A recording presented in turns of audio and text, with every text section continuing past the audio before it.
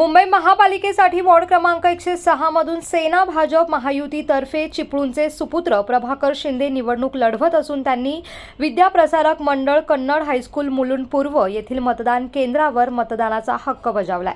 दैनिक सागरशी बोलताना त्यांनी विजयाचा विश्वास व्यक्त केलाय। मी प्रभाकर शिंदे प्रभाग क्रमांक 106 मधून भाजप, शिवसेना आणि रिपाई या महायुतीचा अधिकृत उमेदवार म्हणून या ठिकाणाहून निवडणूक लढवत आहे। आज मतदानाचा दिवस आहे।